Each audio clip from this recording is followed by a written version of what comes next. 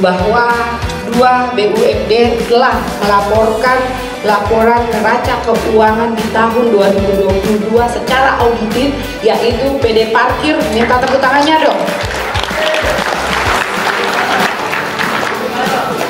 Begitu juga dengan BPR untuk 2022.